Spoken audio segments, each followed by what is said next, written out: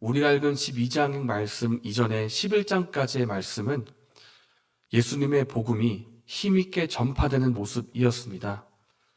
온 유대와 예루살렘과 사마리아와 이방인에까지 복음이 전해지고, 또 2장에 있었던 오순절의 성령 강림 사건이 10장에 이방인에게도 임하는 그런 놀라운 역사.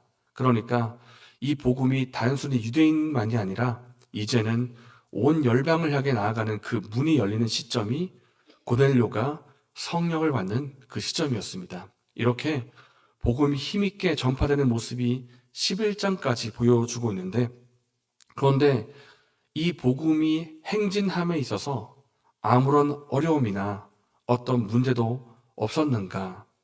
그렇지 않습니다. 사실 복음이 전파됨에 있어서 위험의 요소나 어려움의 일들은 늘 있어 왔습니다.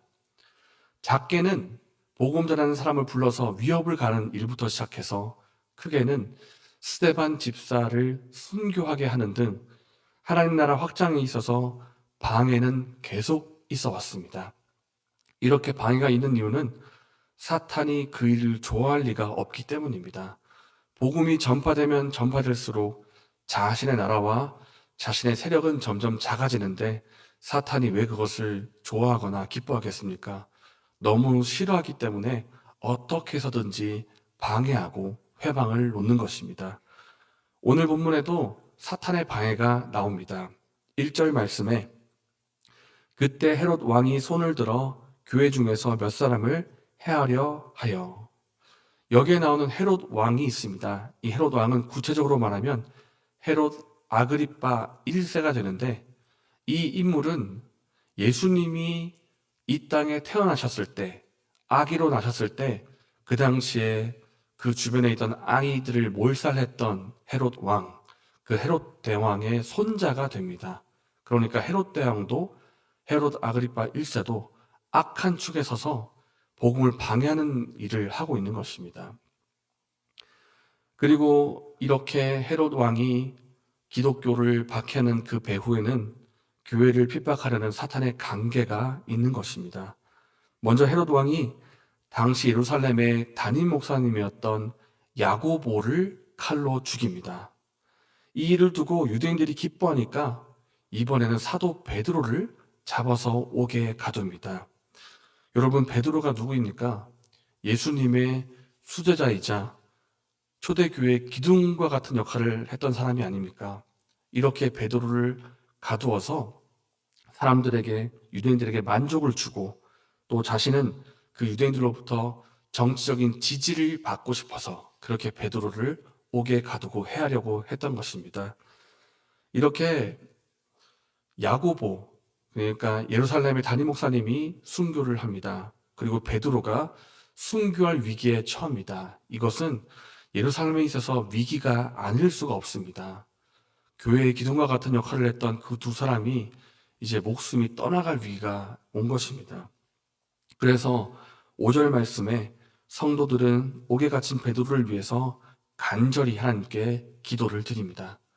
결국 교회와 베드로는 어떻게 되었을까요? 7절 말씀에 하나님께서 보내신 천사가 호련히 감옥에 나타나더니 베드로를 감옥 밖으로 빼냅니다. 그 당시에 베드로가 감옥에 어떻게 갇혀 있었냐면, 문 밖에서 파수꾼들이 지키고 있었고, 또 심지어 감옥 안에서도 2명의 파수꾼이 베드로를 감싸고 있었습니다. 그러니까 베드로가 이 파수꾼 틈에 지내야만 했고, 거기에다가 쇠사슬까지 매어 있었습니다. 그러니까 감옥에 빠져나갈 일은 절대로 허용하지 않겠다는 것입니다. 베드로를 끼고 있고 밖에도 지키고 있으니까 도저히 나갈 방법이 없죠.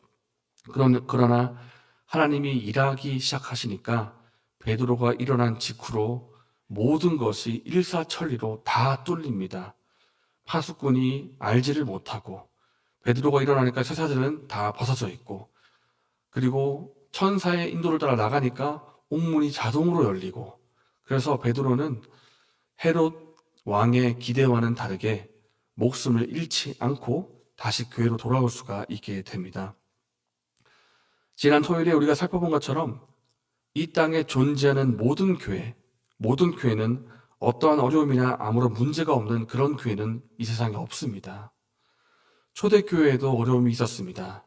그러나 기억할 것은 교회가 하나님 나라와 복음 위에서 살아가는 한 지금까지 겪었던 그 모든 어려움들을 지금까지 다 극복해 왔다는 사실입니다.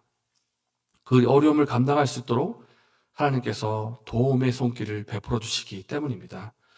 중요한 것은 우리가 하나님의 편에 서서 복음과 하나님 나라를 위해 살아가는 것이 중요합니다. 오늘 본문에 사도 베드로가 꼼짝없이 잡혀서 죽을 뻔했는데 그 감옥에서 나올 수가 있었습니다. 그것에는 하나님의 도우심이 있었는데 이렇게 하나님의 도우심을 받았던 때에는 베드로가 하나님 나라와 복음을 위해서 살고 있었기 때문에 하나님의 도우심을 받은 것입니다. 그러나 때로는 야고보의 경우처럼 그대로 핍박과 고난을 받게 하실 때도 있습니다. 그러나 이때에도 하나님께서는 그 일을 통하여 복음을 더 전진하게 하시고 하나님 나라가 더 확장되는 방향으로 그것마저도 사용하신다는 것입니다. 그러므로 우리가 하나님의 편에 서서 복음을 위해 살아가는 것이 중요하다는 것입니다. 교회를 핍박하고 베드로를 죽이려고 했던 이 헤롯 왕은 결국 어떻게 되었을까요? 백성들의 관심을 사기 위해서 교회를 핍박을 하다가 결국 23절 말씀에 하나님의 치심을 받고 벌레에게 먹혀서 죽고 맙니다.